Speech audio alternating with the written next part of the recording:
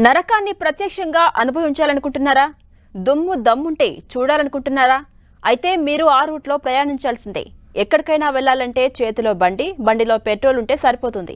కానీ ఈ మార్గంలో వెళ్లాలంటే కాసింత ఓపిక, కొండంత ధైర్యం కావాలి. ఇంతకీ ఈ రూట్ ఏ ఫారెస్ట్లోనో అనుకుంటున్నారా? కానే కాదు. సాక్షాత్తు మన మహానగరం భాగ్యనగరంలోనే ఉంది. అదే రామంతపూర్ టు కట్కేసర్ రోడ్. ఇంతకీ ఆ ఉప్పల్ రోడ్డుకు వచ్చిన తిప్పలేంటి? ఆ రోడ్డు ఎందుకిలా శిథిలమై ప్రయాణికుల అవస్థలు పెడుతోంది? Let's watch.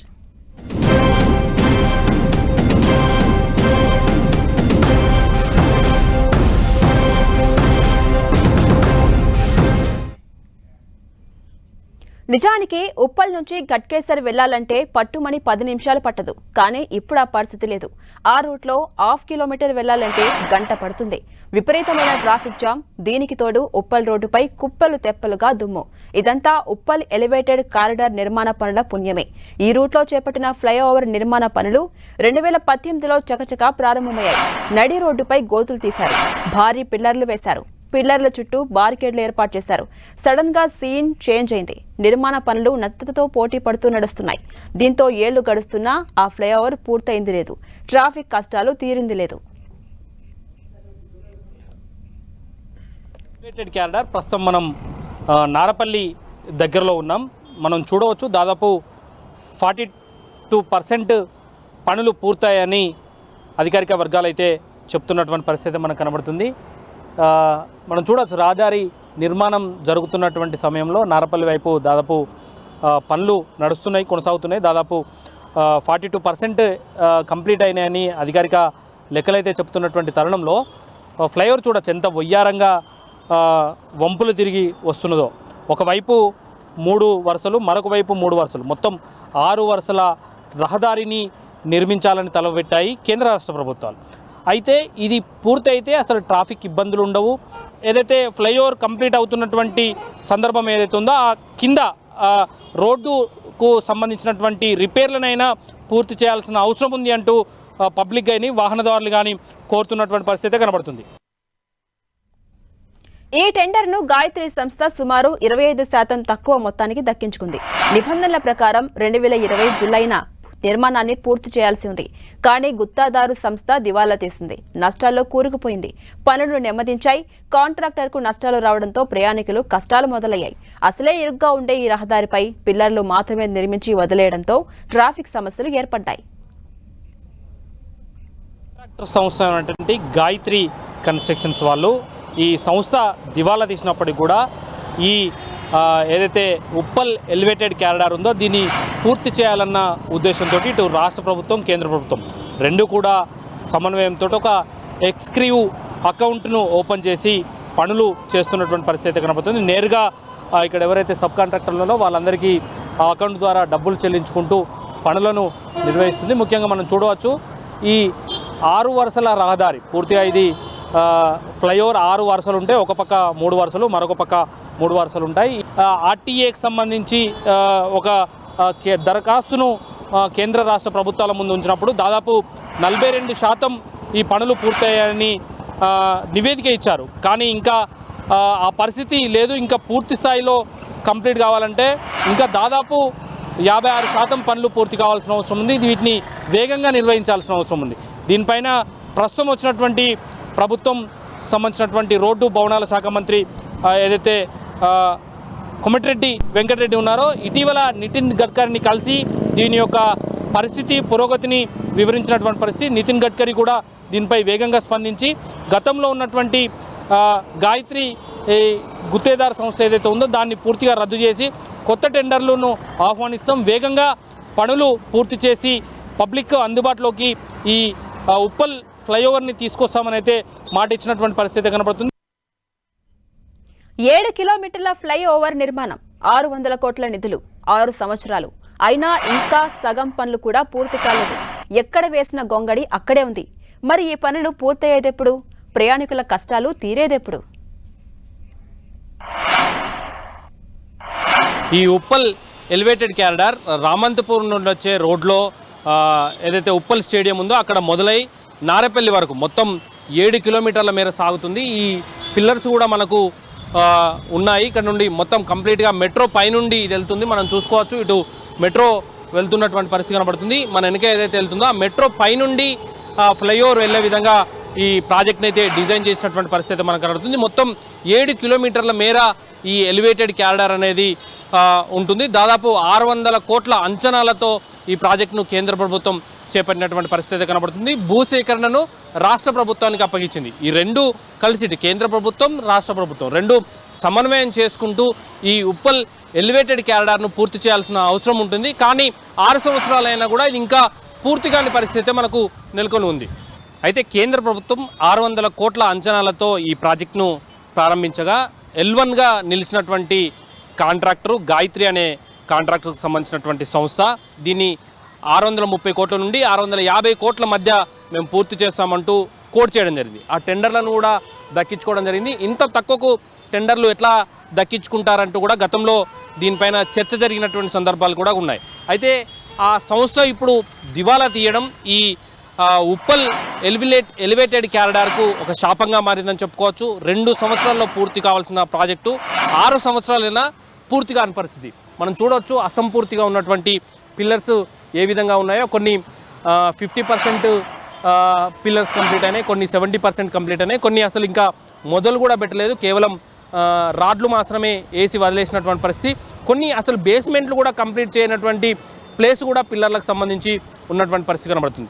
ఇది రోడ్డు మధ్యలో ఉన్నటువంటి పరిస్థితి. ఏదైతే పివి నరసింహారావు ఎక్స్ప్రెస్ హైవే ఏ విధంగా నిర్మితమైందో అదే తరహా టెక్నాలజీతో ఇది సింగిల్ పిల్లర్ పైన నిర్మాణం అవుతున్నటువంటి ఫ్లైఓవర్గా చెప్పుకోవచ్చు. అదే సింగిల్ పిల్లర్ పైన పైకి వెళ్ళిన తర్వాత ఈ ఫ్లైఓవర్ అనేది పైన పూర్తిస్థాయి కన్స్ట్రక్షన్ అనేది జరుగుతుంది. ఆ తరహా పిల్లర్లు ఉండడంతో రోడ్డు మధ్యలో ఉండడంతో రోడ్డు సైడ్కు మొత్తం కుసించుకుపోయినటువంటి పరిస్థితి కూడా మనం చూడవచ్చు. దీంతో కొంత ఇబ్బందులు అయితే తలెత్తుతున్నటువంటి పరిస్థితి అయితే కనబడుతుంది. మొత్తంగా చూసుకున్నట్లయితే ఏదైతే ఈ ఫ్లైఓవర్ వల్ల ఎలాంటి ఇబ్బందులు తలెత్తుతున్నాయి, ఏంది ఈ అసంపూర్తిగా ఉన్నటువంటి పిల్లర్లు పబ్లిక్ ఏ విధంగా ఇబ్బంది కలిగిస్తున్నది వాళ్ళ మాటల్లో తెలుసుకునే ప్రయత్నం మనం చేద్దాం. ఉప్పల్ నుంచి గట్కేసర్ మధ్య వేల సంఖ్యలో వాహనాలు తిరుగుతుంటాయి. ఈ ఇరుకైన దారుల్లో మట్టి రోడ్డులో వాహనదారులు పట్టపగలే చుక్కలు చూస్తున్నారు. ఈ రూట్లో ఆటోలు నడిపే వాళ్లు తమ నడుములు విరిగిపోతున్నాయని గగ్గోలు పెడుతున్నారు.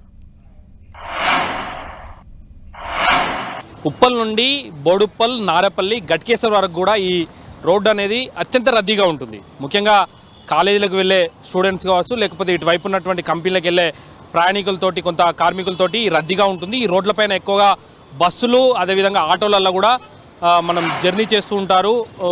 దానికి సంబంధించి ఎలాంటి ఇబ్బందులు ఈ రోడ్డు మీద నడుపుతున్నప్పుడు ఈ ఫ్లైఓవర్ అసంపూర్తిగా నిర్మాణం జరగడం వల్ల వాళ్ళకి ఎలాంటి ఇబ్బందులు ఎదురవుతున్నాయి, ఈ రోడ్డు పైన డ్రైవింగ్ చేస్తే ఎలాంటి పరిస్థితులు ఉన్నాయనేది ఇక్కడ ఆటో స్టాండ్కి సంబంధించినటువంటి నిర్వాహకులు ఆటో స్టాండ్లో డ్రైవర్లతో మనం మాట్లాడే ప్రయత్నం చేద్దాం. ఈ దాదాపు 6 సంవత్సరాలు అవుతుంది అనుకుంటా ఫ్లైఓవర్ స్టార్ట్ అయ్యి. ఇది అసంపూర్తిగా ఉంది. దీని కంప్లీట్ కాకపోవడం వల్ల మీకు ఎదురవుతున్నటువంటి ఇబ్బందులు ఏంది? ఇది దాదాపు దగ్గర 5-6 సంవత్సరాల నుంచి ఫ్లైఓవర్ పని స్టార్ట్ చేశారు సార్. ఇంతవరకు పూర్తి చేయలేదు. మళ్ళీ రోడ్డు ప్రాబ్లం ఇది చాలా ప్రాబ్లం అవుతుంది గుంతల వల్ల. కొంచెం వర్షం పడితే చాలు ఇంకా ఎంతో ట్రాఫిక్ జామ్ అయిపోతుంది. ఇక్కడ చాలా ట్రాఫిక్ జామ్ అవుతుంది. వెళ్ళే వాళ్ళకి చాలా ఇబ్బంది అవుతుంది. మా ఎన్ని బండ్లు ఖరాబ్ అవుతున్నాయి, షాక్ అబ్జర్వర్లు ఇరిగిపోతున్నాయి. సంపాదించిన దాంట్లో మెయింటెనెన్స్కే పోతున్నాయి బండ్లకు. ఇంకెన్ని సంవత్సరాల దాకా సార్ మాకు ఈ బాధలు. మనం చూడవచ్చు, మనం ఇటు నుండి చూసుకున్నట్లయితే ఆటోలు కానీ బస్సులు కానీ ఎట్లా వస్తున్నాయో మనం చూడవచ్చు. ఒకసారి మనం వాటిని ప్రత్యక్షంగా చూసే ప్రయత్నం చేద్దాం. ఆ బస్సులలో కదలికలు కానీ ఆ రోడ్డు గుంతలుగా ఉండడం వల్ల వచ్చే ఒడిదొడుకులు కానీ ఆ వంపులకి వెళ్ళిపోతుంటే వచ్చేటువంటి ఇబ్బందులు కానీ మనం స్వయంగా చూసే ప్రయత్నం చేద్దాం. జెంట్స్ అయితేనేమి అదేవిధంగా వృద్ధులు అయితేనేమి ఈ ఏదైతే గుంతలు పడిన రహదారిలో తిరుగుతుండడం వల్ల అనేకమైనటువంటి ఇబ్బందులు వస్తున్నాయి. వాళ్ళు కూడా చాలా ఇబ్బందులు పడుతున్నారు అంటూ కూడా చెప్తున్నటువంటి పరిస్థితి మనకు కనబడుతుంది. అయితే ఇక్కడ వాళ్ళు కోరే రిక్వెస్ట్ మరొకటి కూడా ఉంది. ఫ్లైఓవర్ పూర్తి కాకపోతే పూర్తి కాలేదు, కనీసం ఈ రోడ్డు రిపేర్లు అయితే చేయాల్సిన అవసరం అయితే ఉంది. కనీసం రోడ్డు అయినా రిపేర్లు చేసి తారు వేయాల్సిన అవసరం ఉంది అంటూ కూడా వాళ్ళు ప్రభుత్వాన్ని కోరుతున్నటువంటి పరిస్థితి అయితే మనకు కనబడుతుంది. ఎక్కడికక్కడ తవ్వకాలు చేపట్టడంతో రహదారి గుంతలమయంగా మారింది.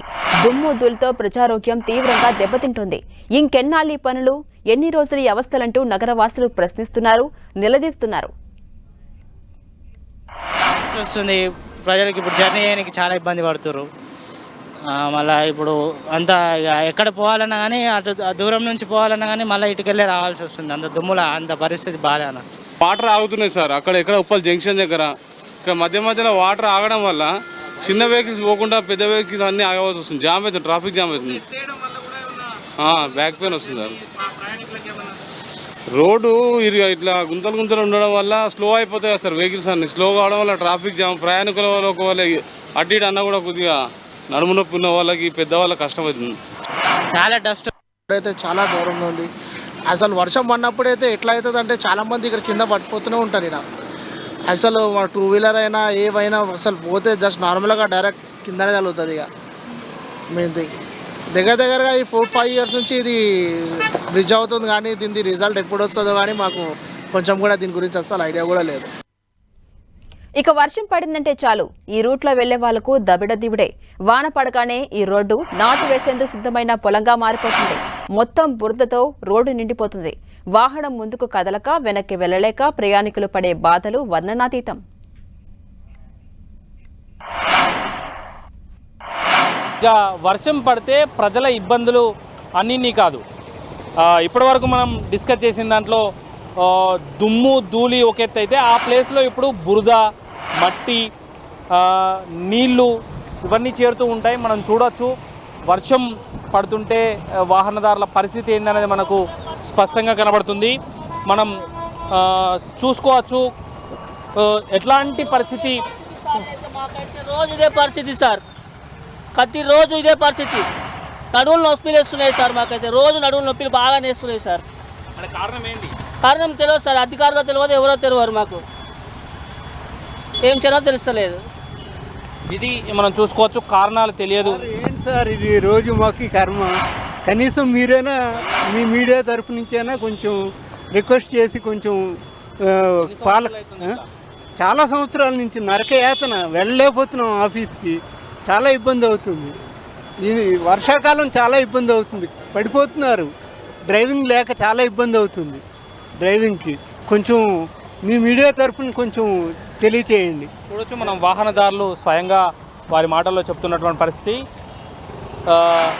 వర్షం పడకపోతే ఒక రకమైనటువంటి ఇబ్బందులు, వర్షం పడితే మరొక రకమైనటువంటి ఇబ్బందులు అయితే ఈ ఉప్పల్ ఎలివేటెడ్ క్యారిడార్ ఏదైతే ఉందో దానివల్ల వచ్చినటువంటి ఇబ్బందులు అయితే అనేకమైనట్టే ఉన్నాయి. ఇది వీలైనంత తొందరగా కంప్లీట్ చేయాలని వాహనదారులు కోరుకుంటున్నటువంటి పరిస్థితి కూడా మనకు కనబడుతుంది. మనం స్వయంగా చూస్తున్నాం వర్షం పడుతున్నటువంటి సిచ్యువేషన్లో మనం బురద నీళ్ళు వస్తున్నాయి. ఈ వర్షంలోనే ఎక్కడ మ్యాన్ హోల్ ఉందో తెలియదు, ఎక్కడ గుంతుండో తెలియదు, ఎక్కడ ఏది ఉందో తెలియదు. అయితే దీనికి కారణాలు అయితే లేకపోలేదు. ఎందుకంటే ఈ ఫ్లైఓవర్ వేసే క్రమంలో మెట్రో తరహాలోనే ఈ పిల్లర్లు కూడా ఉంటాయి. ఆ మెట్రో పిల్లర్ల తరహాలో ఉన్నటువంటి పిల్లర్లను తీసేందుకు పెద్ద పెద్ద గుంతలు చేస్తారు. ఆ చుట్టుపక్కల మొత్తం సిమెంట్ తోటి కూడా కాంక్రీటింగ్ చేస్తారు. ఆ క్రమంలో తీసినటువంటి గుంతలను అలాగే వదిలేయడం ఒకటైతే, ఈ ఫ్లైఓవర్ వేస్తున్నటువంటి క్రమంలో ఈ రోడ్డును కూడా పూర్తిగా ధ్వంసం చేసినటువంటి పరిస్థితి కనబడుతుంది. ఆ క్రమంలో దానికి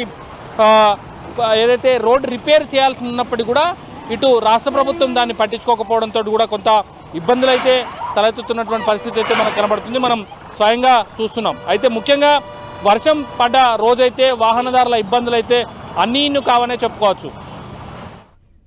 అయితే ఉప్పల్ ఫ్లైఓవర్ ఆలస్యానికి బీఆర్ఎస్ ప్రభుత్వ నిర్లక్ష్యమే కారణమని బీజేపీ నేతలు ఆరోపిస్తున్నారు. భూసేకరణ విషయంలో కాలయాపన చేసిందని మండిపడుతున్నారు. తీవ్రమైనటువంటి జాప్యం చేసింది. ఒకే ప్రాజెక్టు పరిధిలో 3 రకాల నష్టపరిహారాలు ఇచ్చినటువంటి ప్రభుత్వం అప్పటి బీఆర్ఎస్ ప్రభుత్వం. ఆ తర్వాత కాంట్రాక్టరు ఈ సహాయ నిరాకరణ వల్ల జాప్యం అవటం, తర్వాత వారికి వేరే రకాల ఇబ్బందులు రావడంతో పనులు నత్తనడకన నడిచినాయి. ఎక్కడ గొంగలి అక్కడ మిగిలిపోయింది. మొన్న మంత్రి కోమటిరెడ్డి వెంకటరెడ్డి ఢిల్లీకి వెళ్లి కేంద్ర మంత్రి నితిన్ గడ్కరీని కలిశారు. ఉప్పల్ ఫ్లైఓవర్ ప్రస్తావన తీసుకొచ్చారు. కాంట్రాక్టర్ను మార్చేసి కొత్త టెండర్స్ ను పిలుస్తామని కేంద్రం హామీ ఇచ్చినట్టు కోమటిరెడ్డి వెంకటరెడ్డి తెలిపారు. స్టార్ట్ అయ్యి 8 సంవత్సరాలైంది. కాంట్రాక్టరు ఎన్సీఎల్టీ పోవడం, ఆ వర్క్ స్లోగా నడవడం, ఇంకా 5 ఏళ్ళైనా పూర్తి కాని పక్షంలో మొన్న కలిశాను, ఈరోజు కూడా కలిస్తే దాన్ని ఫోర్క్లోజర్ చేసి కొత్త టెండర్ పిలిచి 1.5 ఇయర్లో పూర్తి చేయాలని చెప్పి నిన్ననే ఇన్స్ట్రక్షన్ కూడా ఇవ్వడం జరిగింది.